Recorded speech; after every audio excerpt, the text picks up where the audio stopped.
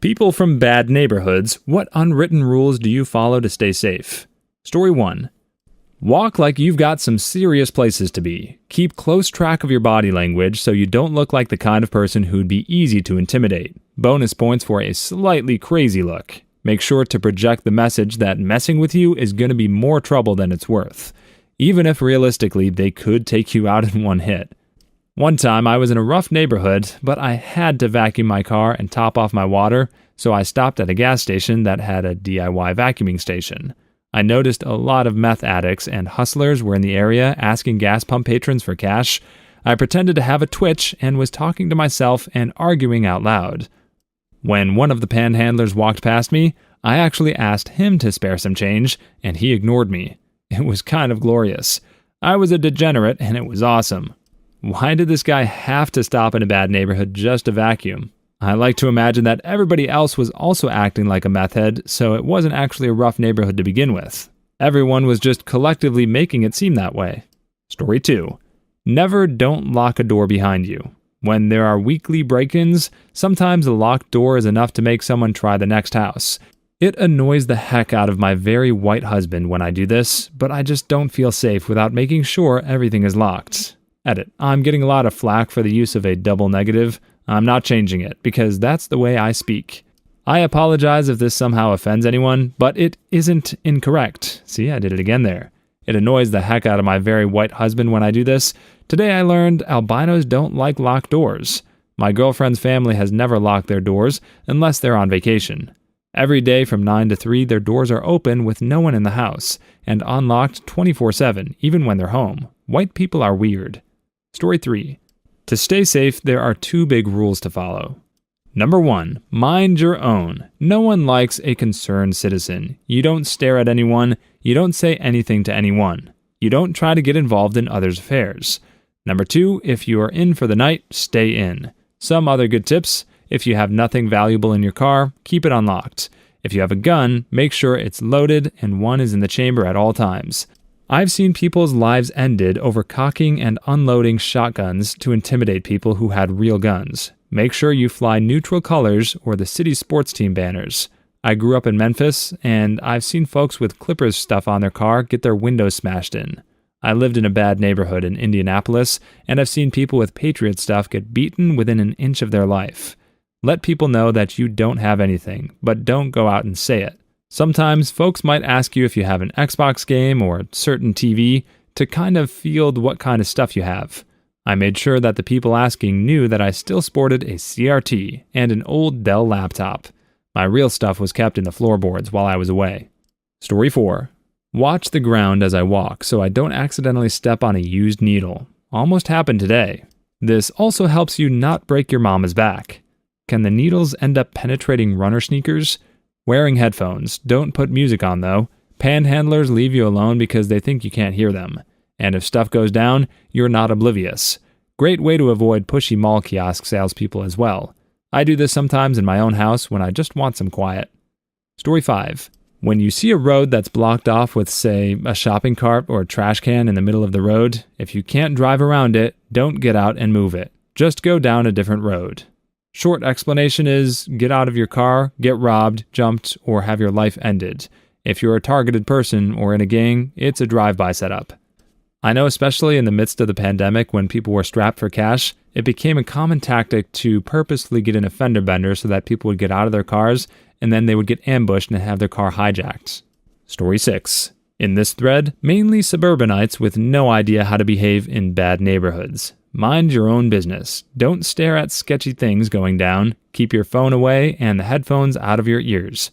Keep your valuables hidden if you have a wad of cash. Keep most of it put away so someone doesn't see it when you open your wallet at the convenience store. Don't stare at your feet. Keep your eyes up and pay attention to your surroundings. Walk with confidence, like you have every right in the world to be where you are. Make eye contact, just enough to acknowledge the other person, but don't stare people down. Don't wander into sketchy situations. Head for well-lit places where people are around if things don't feel right. When in doubt, trust your gut. Don't carry a weapon unless you're prepared to use it and know how to do so. Know where you are and where you're headed, i.e., don't get lost. If you do get lost, don't act lost. Head for an open business and check your phone for directions there. Check the back seat of your car before getting in. Lock the doors, start the car, and put it into gear before doing anything else. Story 7. Mind your business. Edit: the following was written for when you're in a shot situation. You're in a bad place, your car broke down, and you have to walk. Obviously, people, it's best to just not be there, but if you are there, you're there. Deal. Sometimes sink or swim is march or die. Somewhere else, a guy wrote, "Have a big dog on a choker tray." Great advice, but if you're from Detroit, you know that already. Living in New Orleans, I owned and carried a gun. I am glad I never had the opportunity to fire it at anything, but I will tell you that I was glad for its presence on more than one occasion. There are people out there that can't be reasoned with, or run from, or intimidated. Most people in bad neighborhoods, though, are just poor people who want the same peace and quiet as anyone else. Hijacking this comment to save a life someday. Maintain situational awareness. Eyes up and open. Look people in the eye. Where they look, and if they look away, tumpets their intentions. Know your location, listen and look for hazards, potential weapons, nearest safe spot. Kids playing unafraid, you're probably cool. Street light put out by an alley, it's for a reason. Multiple gang tags covering one another, war zone. People get quiet when you walk by, keep stepping. Next, don't look like a victim. You don't have to be Rambo, but just having your head up, chest out, and hands out your pockets, and walking confidently and with a purpose, shows you're not to trifle with. Someone you don't know asks for a smoke or the time, give them a contemptuous or frick off look. Do not smile. Grew up near one of the toughest towns in the USA. Lived in 2 of them. Predators pick on the weak, but they don't know who's weak before they strike. Don't be a limping zebra or zebra. So what you're saying is pocket sand. Story 8. Don't check your phone to check the time. If someone comes up and asks you what time it is, tell him you don't have a watch or anything. Don't stare at people. If someone tries to start something, tell him you're in a hurry and keep walking. Be careful of where you are when you take out your wallet for anything, where you put it. I used to put it in a small pocket I wore under my shirt. Don't look lost, walk with a quick enough pace. A weird advice for me, try to know some of the guys from the neighborhood, either by playing sports, eating in some places in the neighborhood, etc. You're less likely to be messed with once people know you're living around here in most cases. Also, help to realize some of the shadier looking guys are actually not that bad. I did relief work in New Orleans after Hurricane Katrina. I was staying in a dorm with a bunch of volunteers from all over, on Caffin Ave in 9th Ward. I'm just a hillbilly in Washington State, Oregon plates on my car. 9th Ward is by no means a great place before the hurricane, and after, really kind of scary. There was a drug dealer who used to stand on the corner across from where we all stayed. We had about 20 cars out, and we're always worried about our stuff being broken into, especially since we all had plates from different states. Some people kept talking about how they were afraid the drug dealer was going to break into our cars. Finally, after a week of this, I took an ice-cold water bottle out, walked up to the guy and said hi. Gave him the water, told him why we were there, asked how his family was. He was super nice, and said he was wondering what we were all doing. Offered to watch our cars, said nobody would mess with us or our rides. In the 3 months that I stayed there, not one bad thing happened to us in a crime-ridden area. They are people too. Those who live in bad neighborhoods, if you treat them like people, they just might have your back. Anyway, that's my little story. Story 9. I always found it super weird that friends from a nicer area would look at me like a superhero for growing up in a rough part. It's pretty simple. Number 1, mind your own business. Number 2, don't walk around with flashy jewelry or anything that makes you look like a walking ATM. Number 3, keep in mind your exact location and time. After you get the gist that Murder Hill isn't some neat little nickname, it's simple to root around it. Number 4, if you're engaged by random walks of life, be friendly, shake a hand, ask how they are. You got a pack of smoke sticking out your pocket? Offer one. I had one instance where being friendly and a little bossy got me out of a jam. Walking to get some smokes when a guy walks up trying to rob me. All I said was, "Look man, I'm not trying to mess around. I'm going to grab some smokes. I got enough for that and some beers. Let me get you a 40 and I'll throw you some smokes." He was a bit confused, but next thing I know, we were down in the corner with some big mouths while he apologized and we shot the breeze. Edit. Forgot another big one, my bad. Say you buy a new TV, computer, etc. Do not put that box out with the trash. Take it to a nearby dumpster or something. It's basically a billboard that you just bought a new TV. We call them window shoppers. People that may not originally be up to no good see that you must have bought a new TV, and bam, they now know what you got, that it's new, where it's at, and they'll find a way if they want it. Story 10. Number 1, be aware of your surroundings at all times. This reduces the chance that a thug will attack you. Number 2, good posture. This portrays power and strength, further reducing the chance of an altercation. Number 3, always carry a weapon for when stuff goes down. Number 4, never advertise your belongings, a great way to avoid being robbed. Number 5, analyze people's behavior. If they're not paying any attention to you, then they're no threat. Number 6, practice Krav Maga. Analyzing people's behavior, aka the ocular pat-down. Story 11. Don't go outside at night, past 8 to be perfectly safe-ish. If you hear gunshots, crawl under the covers because no one can get you under there. Never drive a nice car, truck, bike, moped, scooter, skateboard, magic carpet. Your stuff will get stolen by the dudes down the street. Move before you have kids.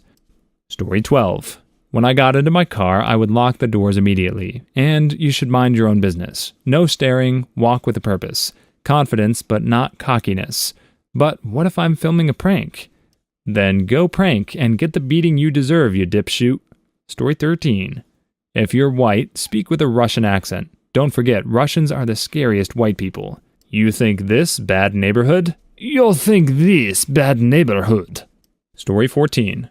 I always double check if I lock my door, and also never have anything valuable in the car. My car got broken into once, but I'm not sure if I locked the car or not. But I'm certain I did, so now that's why I have to double check. They took my backpack with my calculator in it and my whole change holder. I don't even keep change in my car anymore. Doesn't matter. They'll just shatter the window if you lock your doors if they want something. Leaving your doors unlocked saves you $300 per new window. Yep, this is a real bad neighborhood tip. Don't leave anything valuable in your car, and leave it unlocked so when they do break in, they don't smash your windows doing it. Story 15. I'm not from a bad neighborhood, but used to live in a not-so-great area many years ago. A few things that I learned: look, act, and walk like you belong there, and be confident. Don't stop for people, especially if you get a bad vibe. A creepy "don't mess with me" smile can go a long way. Use your instincts. Story 16. Don't make eye contact, but also don't avoid looking at someone. Walk with confidence, but don't walk with too much. Walk at a speed like you have somewhere to be, but not so fast that you look like you're going to be late. Story 17. Spend the night at a friend's house as much as possible. Walking alone at night is a big no-no. If you're leaving your car, even for just a moment, turn it off and lock it. Last week, the Indian food delivery guy got his car stolen right in front of my apartment building because he left it running to deliver my food. He was out of his car for 1 or 2 minutes. Who the heck leaves their car open and running without having it in their sight? That's wildly optimistic. Story 18. Don't stare, but I must assert my dominance. Unless you want your dominance shoved up your butt, I suggest not asserting it. Story 19. This worked in France. Don't know about America or anywhere else. Number 1, no eye contact unless someone speaks to you. Number 2, never show any kind of fear, ever. Number 3, while walking on the streets, look strong, confident, maybe angry, or hurry works too. Number 4, never change sides on the street at the last moment. It shows fear or disrespect. Number 5, if a group of guys comes to you, speak normally, relax. Some jokes can work. Act with them like you would with rational and kind people. I even once asked them for help. Say your first name at some point. Number 6, of course, don't show you got an iPhone in your hand and Ray-Ban on your nose, obviously. Number 7, you live in the neighborhood. You're part of their territory, clan or tribe, or whoever they may think about it.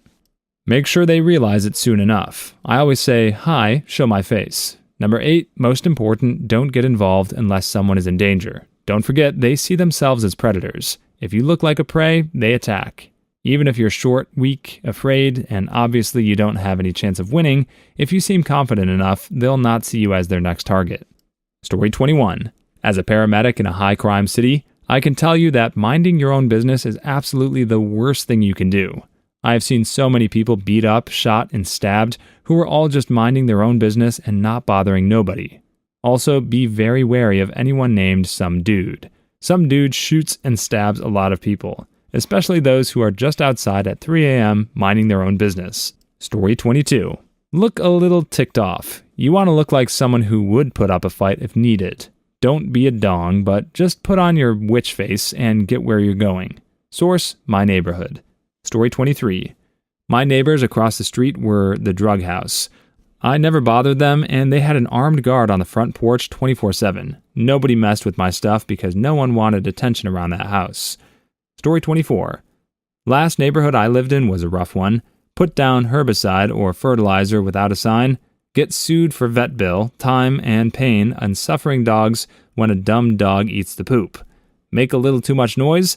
Neighbors call the cops. Drive a car that isn't a foreign luxury brand 3-year-old or less? You're up to no good and should have the cops called on you. Have a friend's children playing on the tennis court? Association will try and fine you for being a nuisance and misuse of facilities. Complain to the association about the neighbor's natural yard, aka all weeds. End up with all your potted plants torn up and all their weeds all on your front sidewalk. Then the association attempts to fine you. Cat poops in neighbor's yard, sued. Neighbor threatens to poison cat if they see it again. Car gets another nick on the bumper every other day while parked on the street. City likes to post tiny obscure little signs that it's doing work in the area. Then ticket everyone that doesn't move their cars 3 days before work begins. Neighbors have zero respect for shoveling out your own spot on the street. On the plus side, the one time someone's car got broken into in the night in a smash and grab, a half-dozen police officers spent a day looking for evidence, dusting cars, curbs, and nearby signs for prints.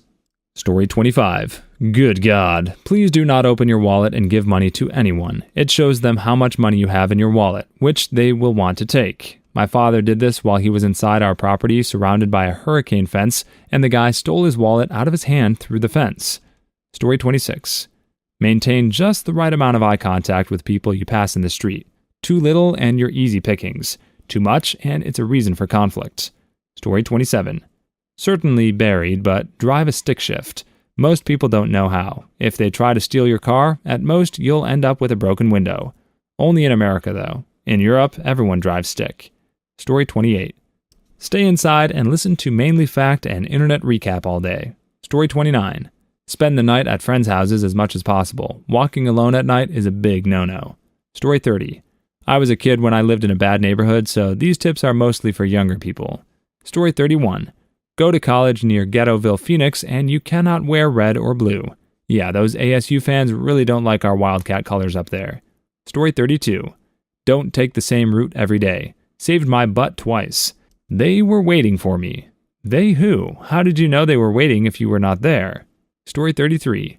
CCW. I love Queedon's Clearwater revival. Please leave your story in the comments. I would love to make a video on them in the future. Also, don't forget to like and subscribe.